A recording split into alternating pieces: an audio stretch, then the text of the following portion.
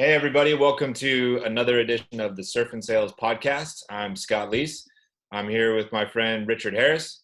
And today we are talking with Jack Wilson from the greater Boston area, sales leader, mentor, coach, and self-proclaimed guy with Ikigai.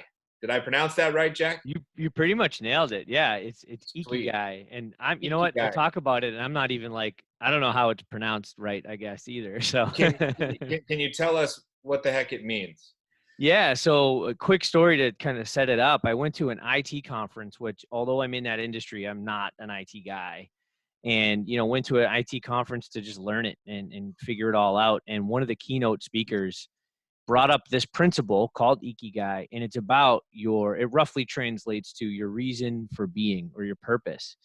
And the way it sets up is really like four circles. It's like picture a big Venn diagram, and the four components are: what are you good at? What can you be paid for? What does the world need? And what do you love?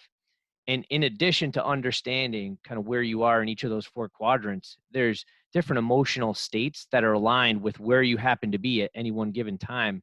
And like when you first see it, you're like, wow, yeah, I felt that way when I was there. And so I dove deep. It like struck me, and I dove deep and looked into it, and I started talking about it and lecturing on it and trying to kind of just spread the word on you can't find your purpose just by like close your eyes and think about what you love. Like that's just fluff, and like it's not a framework for you to actually establish it. And the principle of Ikigai kind of gives you a path to explore: how close am I? Where can I improve? What do I need to change? How am I far away from what drives me? And gives you that path to walk down to find your purpose. That's great. That's good. That's good stuff. How just out of curiosity, let's for a couple of minutes, let's say someone's like, oh, that seems interesting, right? So you have four circles, right? And I assume there's an overlap of all four, sort of in the middle, right? Yep. Is there if someone's really trying to figure this out for themselves, right? One, what's a resource you tell them to go to, or do you have it on your website? And two, where do you start? Do you start with what you love? Do you start with what you get paid for? Or does it not really matter? You just start? So it's funny. I think a couple things there. You can Google it, and the principle is like readily findable, but it doesn't actually pertain to business in your career as much as just kind of like in your life. So one of the things I've been trying to do is sort of be an evangelist for the sales community to finding your purpose, because we're in one of those few careers where if you don't have that aligned, how many times you lose every day, how many times you get to know every day, it can crush you.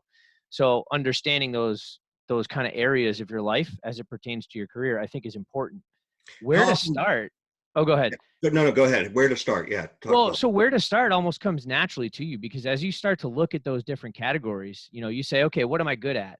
And I think a lot of people just naturally like, oh, I'm good at sales. Like I could sell ice to an Eskimo. Well, really? So go deeper. Like, what does it mean to be good at sales? Like, can you define the different areas within it? And can you self-evaluate, or can you get help from a mentor to help evaluate you? And like really define, okay, am I good? What did I think I was good at versus where I am in reality? And then you can kind of just go from there. What can I be paid for? That's like a loaded question. I struggle with it sometimes. I went to the Sales Success Summit with Scott Ingram and the group of people he brought together. And you start to hear about these sales professionals like pulling down 6 and 7 figures. And I'm like, am I missing the boat here? Like, should I be doing something else? Like I had a little FOMO about that. So like, what can you be paid for? How much can you be paid? Why? What's the value of money to you? Is it the money or is it the lifestyle? Like, I mean, there's rabbit holes after rabbit holes. What does the world need? How do you look at that? Is it demand? Is it, do I work for a company that product is a natural fit for the market and it's on fire right now and it's an easy sell? Or am I someone that needs some purpose behind my product? I think like the millennial generation, more than ever, they have to have some sort of like business ethic rather behind what they do and what they sell. So how do you define what the world needs? And then like the what do you love and the passion part of it, for me, it's what do you wake up for to do every day without being told to do it? What's the thing that's going to drive patterns of behavior without being forced to do it? What just comes naturally to you? What are you drawn to? And to evaluate that, it takes some reflection. It takes taking time away from the process. In a sales career, that's probably the hardest thing to do. you've got to pause, you've got to evaluate and reflect, and then make change. So there's a So, lot. so you mentioned like these people who are making 7 figures and like wondering if you're missing out. Did you learn anything there? Like, what are those people doing that you weren't doing at the time, or maybe you're not doing now, or what things maybe they have sacrificed to get there, and where you kind of land on that spectrum? Yeah. I think, the more I dive into that, I've always been driven by kind of this, I want to change my station in life. That's always been one of my driving factors. And I've always done that. I've always gone ahead and ahead and ahead. It's funny, like you watch like TV shows and like they talk about guys coming out of prison. They're like, I ain't going back. Like, that's how I look at like my past life. Like I'm never going back to that. Like, it's always forward. It's always ahead. So what do you But do to what do you do to challenge yourself to push forward? Because sometimes, no matter how good we are, we all have our moments of complacency or that FOMO that you're talking about, or what do you do to push yourself? yeah, that's one of my kind of inherent qualities, I think, to just, I have that fire that I have to. There is no choice for me. I have to always go forward. And also for me, I struggle with imposter syndrome like a ton. I fancy myself a CRO, like I'm a baby CRO in this small company. But then I meet people who are actual CROs, and I'm like, yeah, I don't have those skills. I don't know if I could do that. Like, what if I got dropped in that role? Would I be good enough? And then I just set about like proving it. Like, I'll But how show do you you. do that? Like, what do you do? How do you check yourself? How do you go? Like, do you literally go, wait a minute, I just saw what he or she said, and wow, they're really smart, but I could do that. And then do you sort of make a note, a mental note, a physical note? Like, how do you, like, I'm trying to give people like this ability to listen to this and Yeah. kind of go, oh, Yeah. here's a tactic I could actually implement, right? Yep, absolutely. So I do some journaling. So I basically keep, a nice little moleskin notebook that it's not for writing down anything else other than self-reflective moments. And, throughout the day, if something like that happens, like, hey, this guy said this technique, I'm like, I want to look into that. I'm going to write that down. And then on Friday, I'll take 15 minutes to a half an hour and I'll go back through the whole week and I'll circle the ideas I want to implement right away.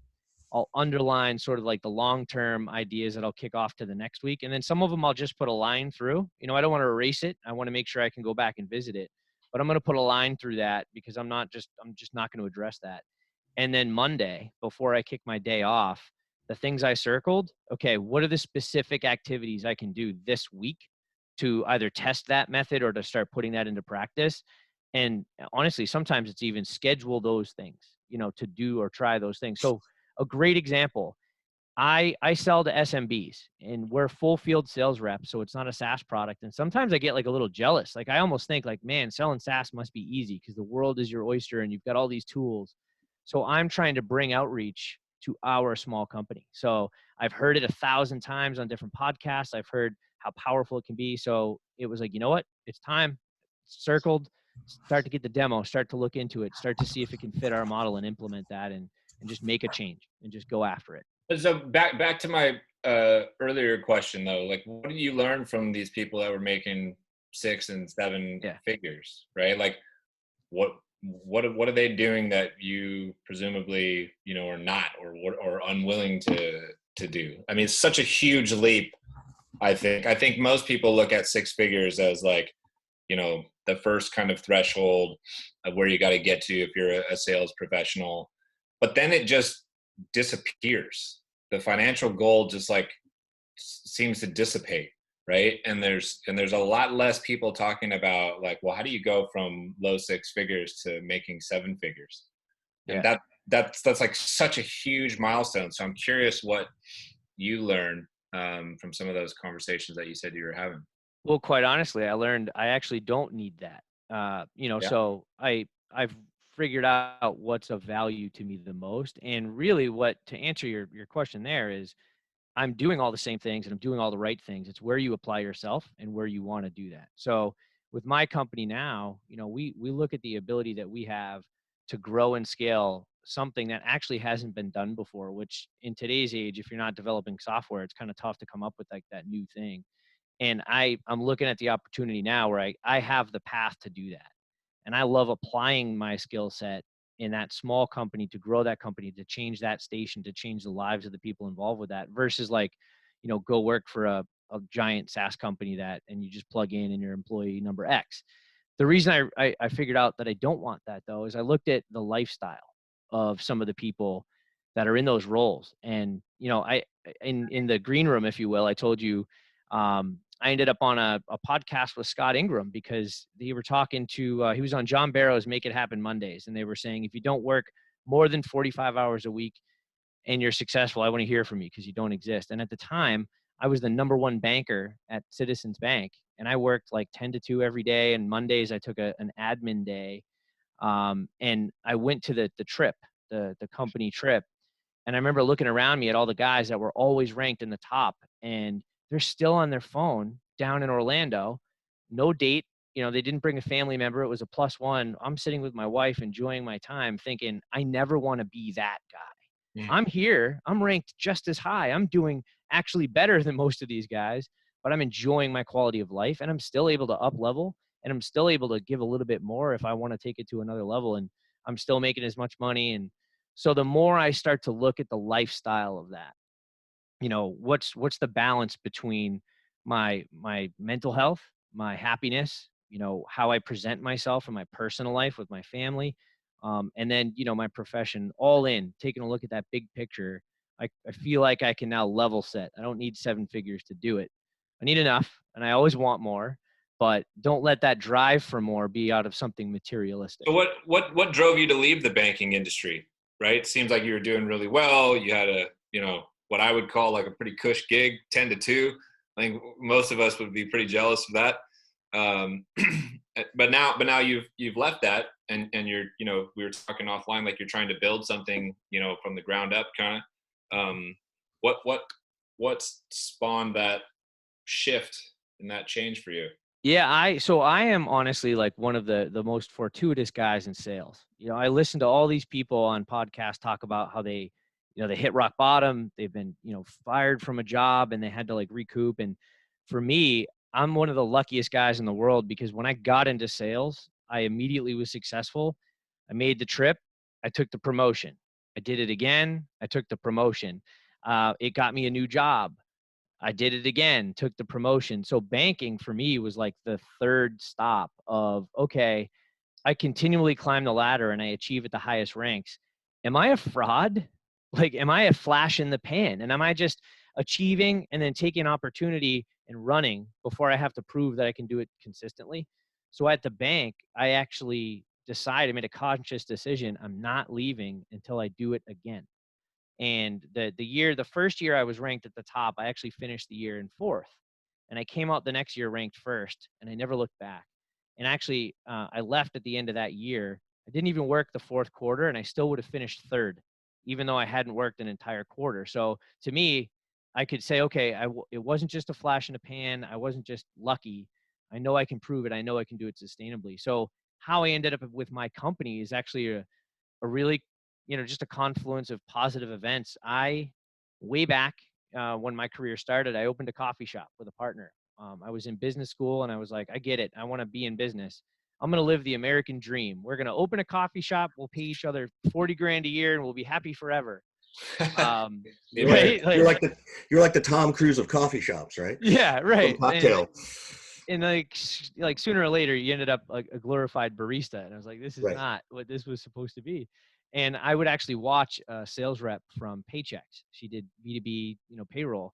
She would come into my coffee shop every day. And I'm like, that's cool. Like, she's always here. She's hanging out at a coffee shop, buying lunch for clients. I'm like, that sounds like a fun gig.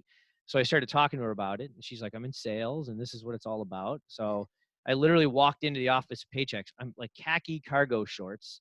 Right. And like interviewed, the guy gave me the job. I remember he even said to me, he's like, next time maybe like you put a suit on. And I was like, dude, I like run a coffee shop. What do you want from me? I have to go back for the lunch shift. So I left, got into sales, like did all that. And, but since. Did you ever ask him like later, have you ever said, hey, like I came in freaking cargo shorts from a coffee shop. What about me made you want to hire me? Cause like, traditionally that stuff doesn't fly at a company. Right. Did you ever, right. I'm just curious, did he ever say like, here's what I saw in you or anything like that?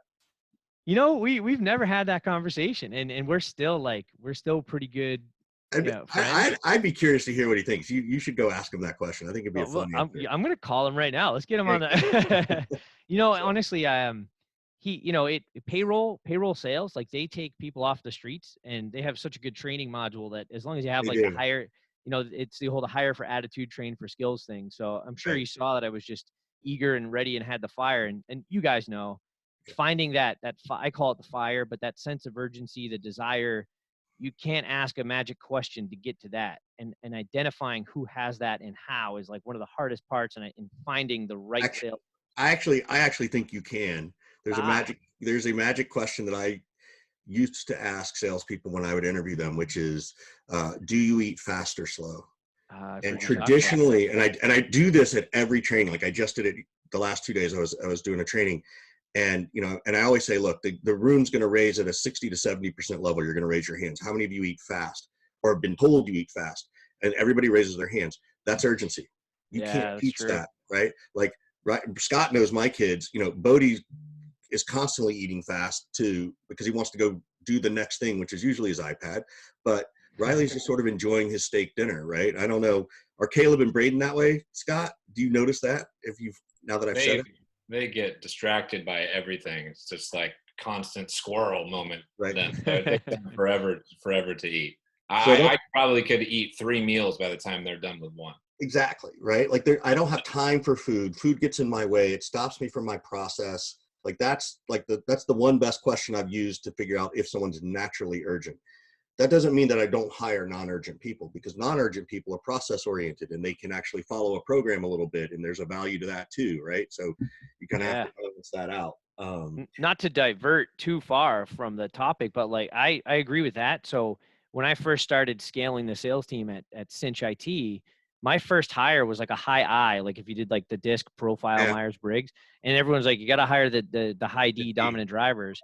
But for me, it's like IT, it's a lot of scary, like, you're going to get hacked, you're going to get breached. You need someone who can deliver that message without it seeming like a scare tactic. So I went for it and I hired a high I. And definitely my next salesperson was a high D, and like they're very different and the drive is very different, but the results were the same. Um, how did you motivate an I versus a D? I think people would love to hear that.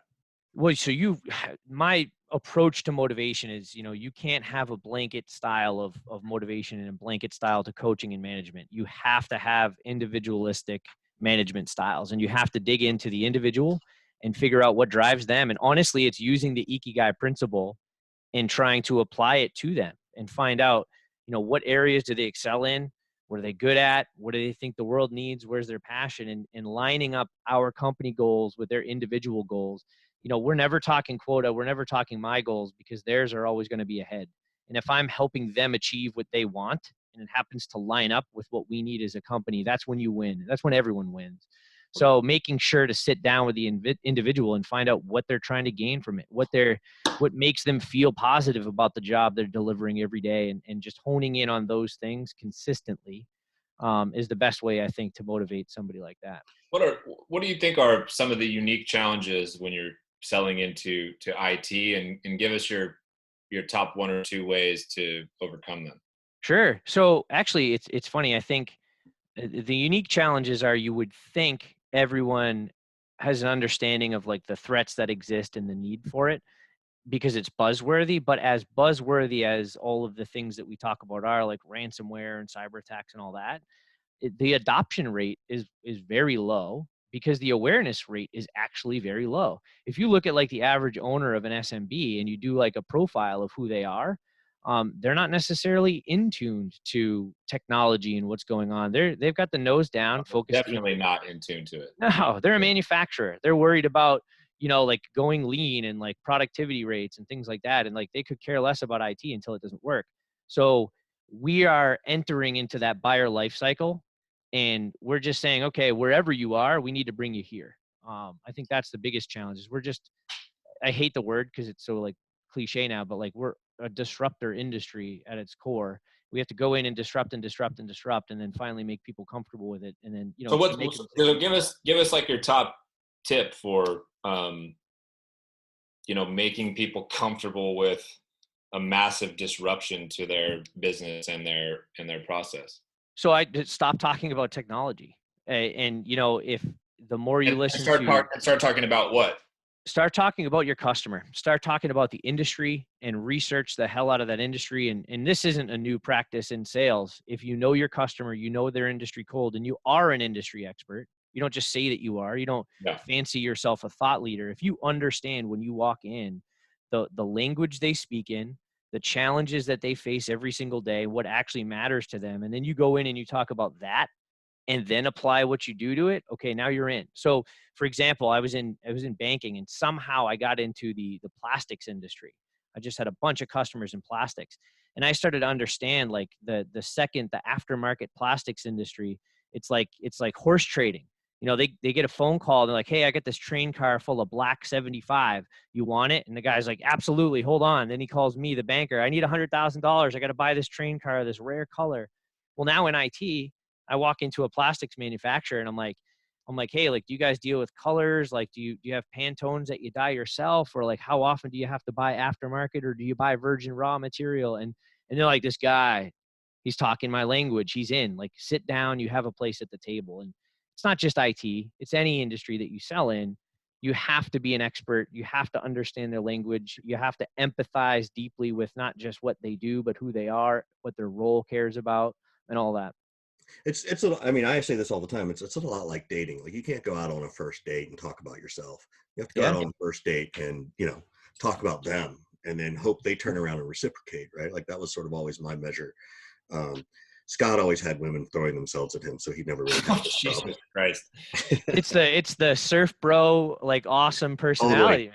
Like, totally, man. It is. It's I think who came up with it? What is it? Chic? What was it, Scott? Oh, Hobo Chic. Hobo Chic, right? Yeah. Who came up with that? Doug Landis, I think. It's like Zoolander, derelict. Derelict. You know, I like the dating analogy though. I coach my guys. It's a little inappropriate, but I call it, you know, going for the tit. Like, you know, the first date, you don't just go right for the tit. Like, you got to get to know her. You got to work her up a little bit. You got to talk to her. And then when you give them to that, you know, you give them that image, like, yeah, that's totally inappropriate. Why would I ever do that? So it makes sense. Yep. How did you get into sales? Let's talk about like where you it like all as a kid started.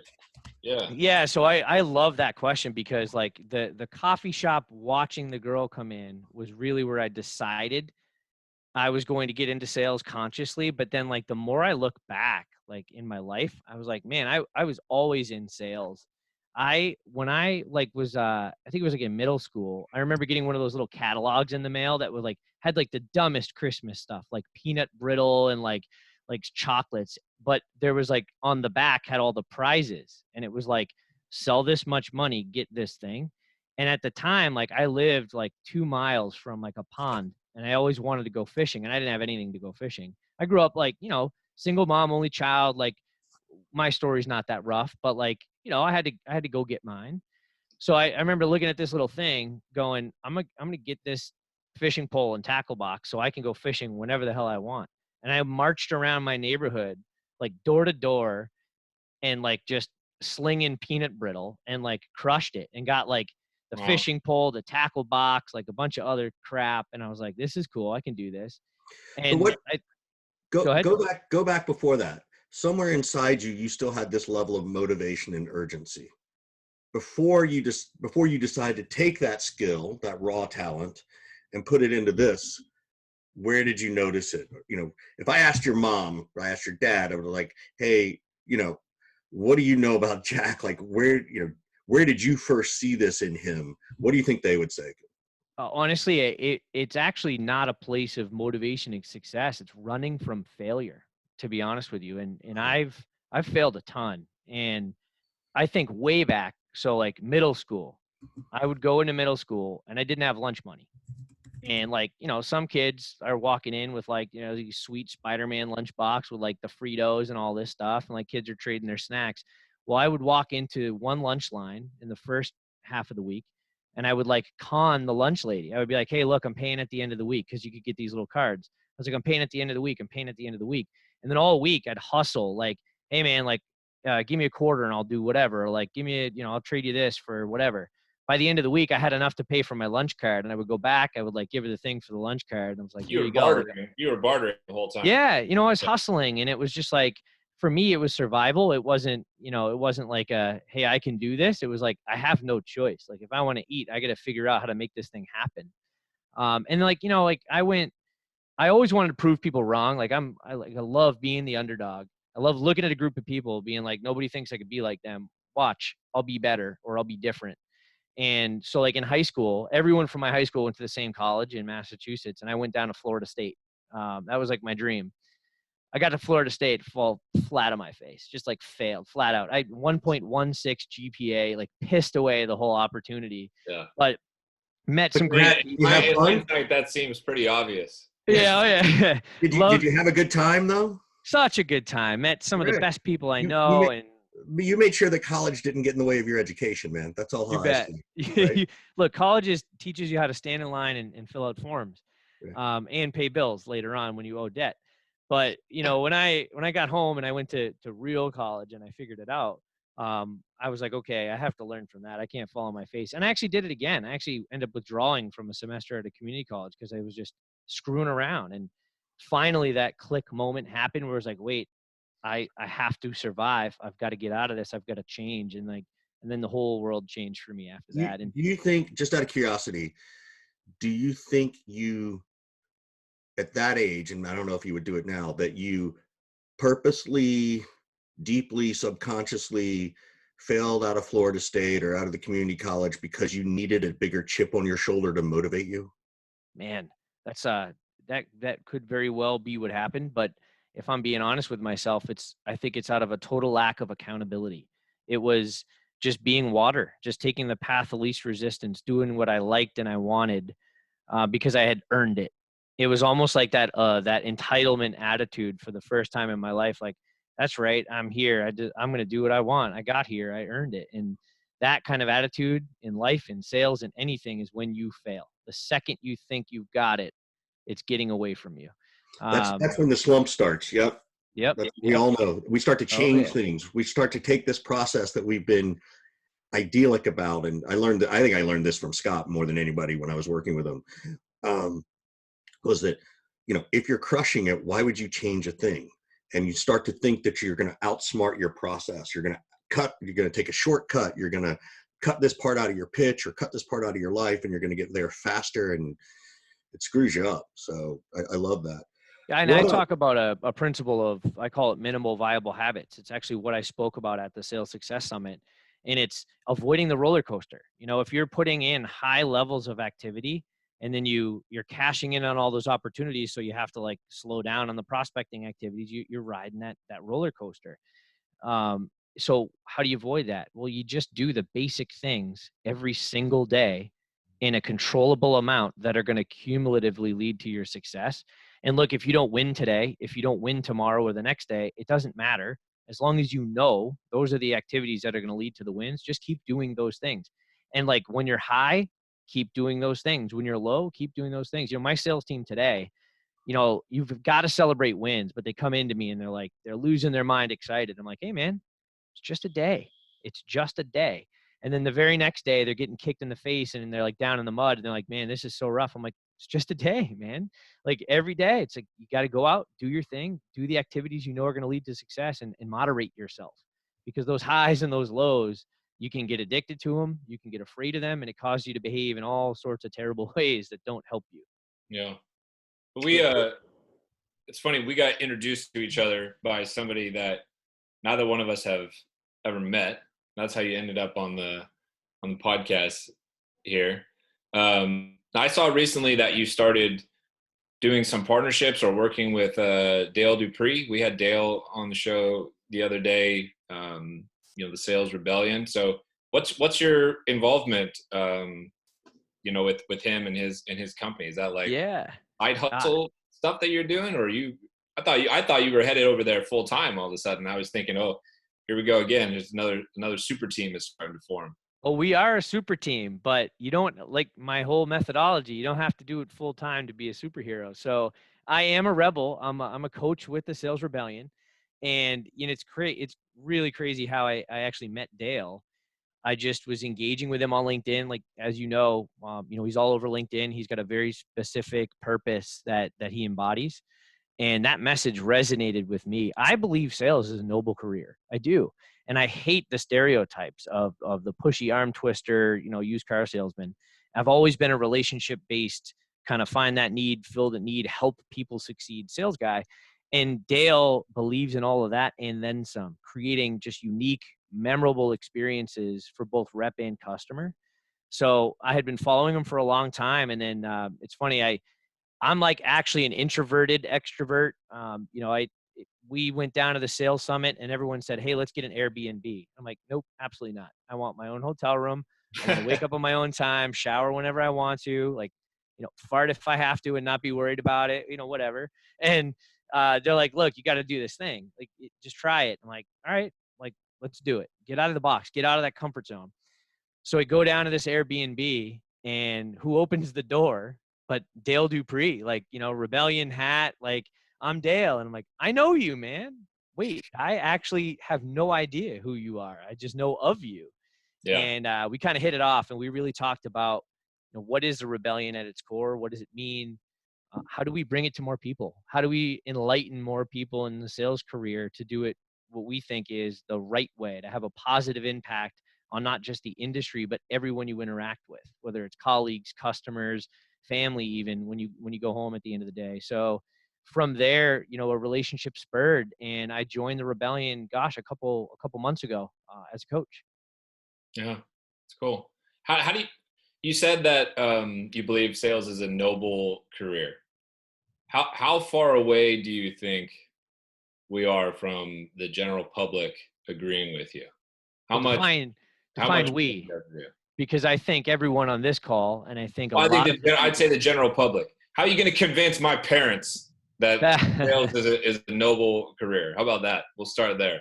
Well, it all depends on who experienced who in their sales walk, so like it only takes a person having one awful sales experience to think that it's not a noble career. And I mean, look, I take in so much content from people like yourselves, people like Dale, and then I get back to the office and I get an inbound email, and it's like the worst prospecting email I've ever received. And I'm like, are these people living in a cave? Like, Yeah. I'm inundated with all the best of the best sales practices, and like, this is what you guys have got to offer me. So Yeah. honestly, I think there's like a dichotomy. I think there's like this half of the world that's like got it figured out, and they're going off being out like ultra successful. And there's this other half of the world that's just kind of trying to figure it out. I don't think they're not noble. I think they're on their way. I think they haven't arrived yet. I think you're at about a 25-year growth. Like, let's face it, sales has been around since Mesopotamia, right? And there's always been some jerk out there. As you even said earlier, there's, someone who sells ice to Eskimos. Okay, I don't ever want to hire that person because that means they're an asshole, right? Mm-hmm. Eskimos don't need ice. I'd rather sell firewood to the Eskimo, right? But I think the shift that I see because of the SaaS industry and because of the millennial and Gen Z industry is that as those people grow and as they become leaders and founders and they go from their 20s to their 30s to their 40s and their 50s and they're successful, generationally it's going to change, right? It's a little bit like generationally how music worked. So are we one generation away? Are we 2 generations away then? I don't know if it's by generation, but I think it's I would say 25 years.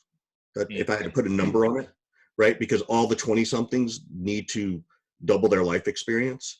And I don't even know. I wonder if there are more salespeople in the world now than there were 15 or 20 years ago because of the SaaS industry. And we all touch somebody, and sort of through the octopus principle, and people get to know us and know we're not necessarily jerks. That's fine. I also don't think it's ever going to go away. Like, I think there's always going to be an asshole. There's always going to be a used car salesperson, although maybe that'll be disrupted in the next 25 years because you're just going to buy your car online. Yeah, you already can. Right. So it'll be interesting, but I don't think it'll ever go away, but I think it will shift, and it's just going to take a while. Yeah. Also, though, like, you're assuming it's going to be on like a steady growth trajectory, but like, just like sales in the SaaS industry, all of a sudden you insert a few leaders that have taken a leap, and you get a company that believes in that, you can have exponential change.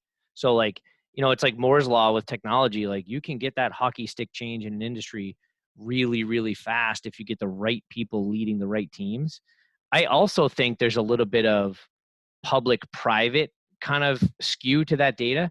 So like I've worked for private companies, I worked for public companies, and like the second you've got to report to the street, your behavior changes. Next thing you know, you're managing the numbers. But like in my company now, I have franchise owners. Like we have a unique franchise model. They don't actually work for me.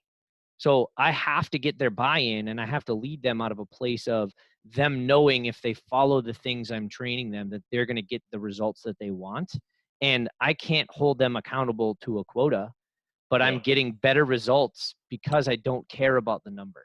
Like, I don't care how much you sell today. Do the right things. And when you do the right things, the result is always going to come in line. It's the whole trailing indicators versus leading indicators. But I think the public companies, it's, obviously it's harder for them to do that because they've got immediate impact based on what the street says and what investors say and venture capital says. So it's a whole new challenge there. It is wild. I mean, I get, just like everybody else, I get these connect and pitch messages or terrible, sales pitch messages. I got one earlier this week from somebody at Edward Jones, big financial company, right? And I got this message, and all I could think of was, how the fuck has nobody gone inside Edward Jones and taught all of their salespeople how to use LinkedIn?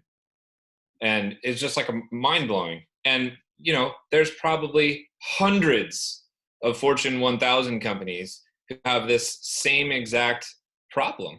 And it's hard to blame, and you can't really blame, I think, some of the people who are new in the industry and in their career. But I put a lot of blame on some of the, senior leadership at those companies for either putting their head in the sand or just being blissfully unaware or what have you. But it's just such a mind-blowing thing. I actually have a friend who works for Edward Jones, and I shot him a text, and I was like, dude, you got to get me inside Edward Jones so I can teach these people how to use LinkedIn. So here's an interesting thought, Scott, and I don't know if I've done this, and I've only done it once, so it's not by any means an exact science. I had somebody did that, right? Connect and pitch. I like that, by the way. I went back to him and I said, hey, I'm not your ICP. I'm not the right person, but do you mind if I ask, this is like against every principle I know from sales and LinkedIn. Does this actually work?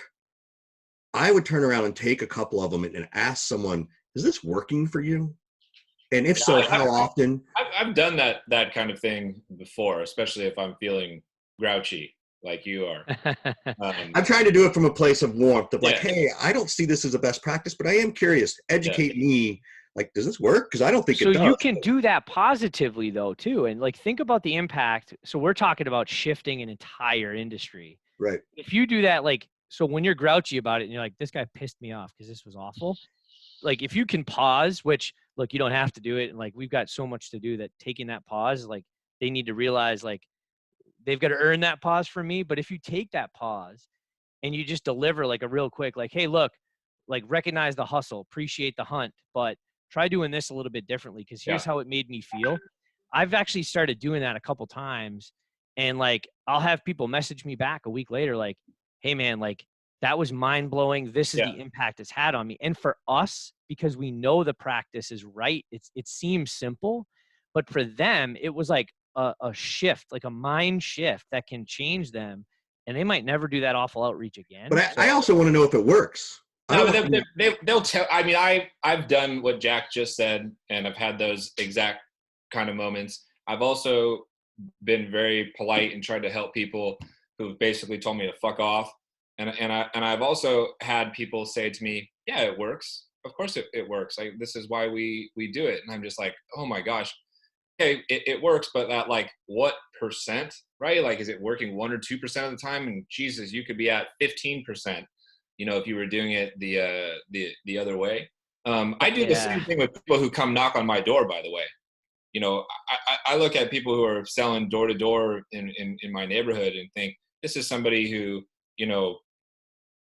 is trying to carve a path for themselves in sales. Maybe has taken a really roundabout journey even to get to this particular place. And they're so fucking nervous when they, knock on the door. I don't blame them. It's a horrible job. I don't know how they do it. I could never have survived. So I'm like really sympathetic when I open the door and I let people pitch and everything. And I stand there and listen to their pitch and I try to help them. And I change their pitch all the time with them. I'm like, how come you say it like this? Like, here's a different way to say it and everything. And then, I just had this happen the other day. Like I, wrote some guy a check for some fucking magazines that I don't need, just because I was like, yeah, you're trying, man. Like, take some advice here. I like gave him one of my books and he was like, who's this? I'm like, that's me. Okay.